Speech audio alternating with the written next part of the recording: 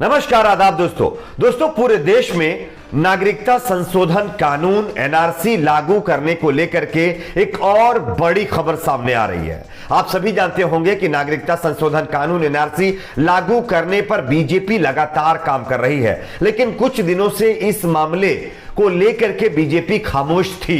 लेकिन एक बार फिर से पूरे देश में और कुछ राज्यों में नागरिकता संशोधन कानून कैसे और कब लागू होगा, इसको लेकर के बीजेपी के दिग्गज नेता और केंद्रीय मंत्री ने बहुत बड़ा बयान दिया है। आगे हम आपको उनके बयान को सुनाएंगे, आपको बताएंगे कि दरअसल उन्होंने क्या कुछ कहा है। साथ साथ कुछ और बड़ी खबरें आपके सामने रखेंगे, जिसमें दूसरी एक और बड़ी खबर है, वो है पंडित जवाहरलाल नेहरू के मामले पर बीजेपी नेता आपस में भिड़ गए हैं। जो बीजेपी लगातार अपनी नाकामियां छुपाने के लिए पंडित जवाहरलाल नेहरू का फेस सामने करती है, उस मामले पर अब दिग्गज बीजेपी के नेता और मंत्री ने अपनी पार्टी के खिलाफ मोर्चा खोल दिया है। किस तरह से, इस पर भी जानकारी देंगे। साथ ही साथ दोस्तों, कृषि कानूनों के खिलाफ धरने पर बैठे किसानों ने एक बार फिर से मोदी सरकार को सबक सिखाने के लिए मोर्चा खोला है। साथ ही साथ बीजेपी के नेताओं को खुली चेतावनी दे डाली है। क्या कुछ कहा गया है किसानों की तरफ से, इस पर भी आगे हम आपको जानकारी देंगे। उससे पहले छोटी सी रिक्वेस्ट करेंगे, वीडियो को लाइक करके चैनल को सब्सक्राइब जरूर करिए। आप सभी जानते होंगे कि हमारे देश में नागरिकता संशोधन कानून करने की जो प्रक्रिया है, फिलहाल जो है 6 महीने का इसमें और वक्त लगेगा। ये देश के गृह मंत्री अमित शाह या हम ये कहें नित्यानंद जी की तरफ से यानी राज्यसभा के अंदर बताया गया था। लेकिन अब एक बार फिर से नागरिकता संशोधन कानून का भूत बीजेपी नेताओं के ऊपर सवार हो चुका है और नागरिकता संशोधन कानून को लेकर के वो बयान देने शुरू कर चुके हैं। सबसे पहले आप इस खबर को देखिए। जानकारी के मुताबिक बताया जा रहा है, केंद्रीय मंत्री व बंगाल बनगांव सीट से भाजपा सांसद शांतनु ठाकुर ने भी नागरिकता संशोधन कानून लागू करने को लेकर के बड़ा बयान दिया है, जिसके बाद फिर से एक बार नागरिकता संशोधन कानून पर राजनीति शुरू हो चुकी है। जानकारी के मुताबिक उन्होंने ये बताया है कि ये एक लंबी प्रक्रिया है, लंबा प्रोसेस है। आने वाले दिनों में इसे निश्चित रूप से बंगाल में लागू किया जाएगा। इस बाबत उनकी केंद्रीय मंत्री गृह मंत्री जो है अमित शाह से कई बार बातचीत हुई है।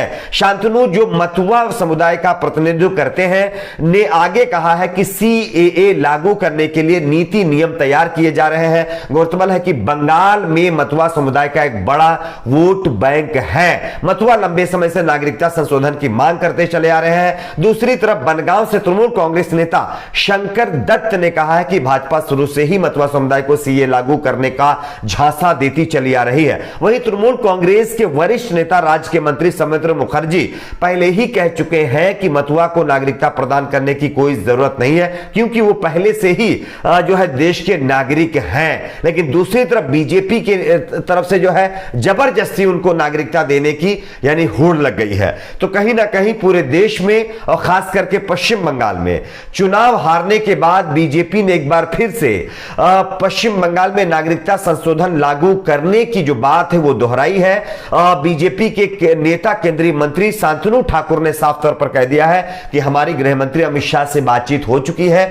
आने वाले कुछ ही दिनों के बाद पश्चिम बंगाल में नागरिकता संशोधन कानून लागू किया जाएगा, क्योंकि ममता बनर्जी ने पहले ही कहा था कि हम इस कानून को अपने प्रदेश के अंदर लागू नहीं होने देंगे। शायद इसके कंपटीशन में अब बीजेपी ने इस कानून को लागू करने की बात दोहराई है, क्योंकि बंगाल में उपचुनाव होने वाले हैं और कई जो वहां के निकाय चुनाव है उसकी भी प्रक्रिया शुरू हो चुकी है। तो कहीं ना कहीं फिर से एक बार नागरिकता कानून का मुद्दा उठ चुका है। बात करते हैं अगली एक और बड़ी खबर की। अगली बड़ी खबर आ रही दोस्तों कि बीजेपी के नेता अब पंडित जवाहरलाल नेहरू और कांग्रेस पार्टी के मुद्दे पर आपस में भिड़ चुके हैं। दरअसल अपनी नाकामियों को छुपाने के लिए बीजेपी के नेता पंडित जवाहरलाल नेहरू या इंदिरा गांधी या कांग्रेस पार्टी को सामने ला करके अपनी नाकामी छिपा लेते हैं और ठीकरा हर नाकामी का जो है जवाहरलाल नेहरू या इंदिरा गांधी या कांग्रेस के ऊपर फोड़ देते हैं। लेकिन इस मामले पर अब बीजेपी के नेताओं को खुद बीजेपी के नेता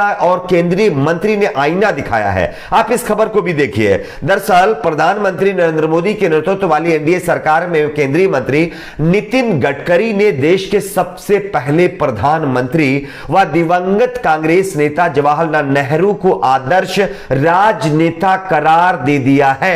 जो बीजेपी के नेता कह रहे थे कि सबसे नाकाम मुख्य प्रधानमंत्री या जिनके कार्यकाल में कुछ भी नहीं हुआ, सबसे ज्यादा देश का बेड़ा गर्क करने वाले प्रधानमंत्री पंडित जवाहरलाल नेहरू, ऐसा वैसा तमाम बयान देते चले, लेकिन उनके मुंह के ऊपर जोरदार तमाचा नितिन गडकरी ने मारा है। नितिन गडकरी जी ने साफ कहा है कि पंडित जवाहरलाल नेहरू एक आदर्श राजनेता हैं। उन्होंने इसके साथ ही पूर्व पीएम अटल बिहारी वाजपेयी की भी तारीफ की है। Hindi news channel news nation द्वारा आयोजित एक कार्यक्रम में उन्होंने बुधवार को कहा है कि वाजपेयी यानी जो है अटल बिहारी वाजपेयी और पंडित जवाहरलाल नेहरू ये हिंदुस्तान के लोकतंत्र के दो आदर्श नेता हैं। दोनों कहते थे कि मैं अपनी लोकतांत्रिक मर्यादा का पालन करूंगा।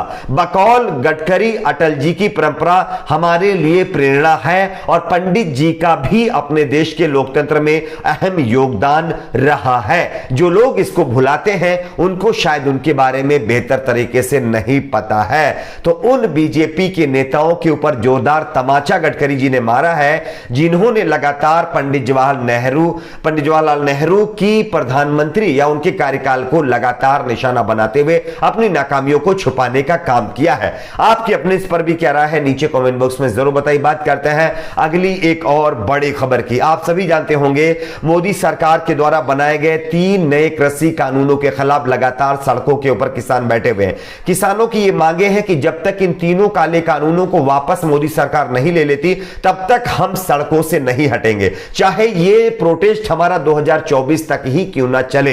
लेकिन इस बीच अब एक बार फिर से राकेश टिकैत के भाई नरेश टिकैत ने बीजेपी के नेताओं को धमकी देते हुए एक और बड़ा बयान दे दिया है। आप इस खबर को देख सकते हैं। उत्तर प्रदेश के मुजफ्फरनगर में भारतीय किसान यूनियन के नेताओं पर केस दर्ज होने पर हंगामा शुरू हो गया है। जानकारी के मुताबिक किसान यूनियन ने भारतीय जनता पार्टी के खिलाफ मोर्चा खोल दिया है और केंद्रीय मंत्री संजीव बालियान को धमकी देते हुए कहा है कि अगर केस वापस नहीं लेते हैं, उन्होंने सीधे पहले कहा कि केस वापस ले लो और वरना हम शहर के अंदर आपका पैर रखना भी दुश्वार कर देंगे। बीजेपी के एक भी नेता मुजफ्फरनगर हो या पश्चिमी यूपी के एक भी शहर में पैर तक नहीं रख पाएंगे। दरअसल 3 दिन पहले भाकियू के गढ़ सिसौली में भाजपा एमएलए उमेश मलिक के वाहन पर आप लोगों ने देखा होगा किस तरह से उनको दौड़ाया गया, किस तरह से उनके वाहन को तोड़ा गया और किसानों ने उनका विरोध किया।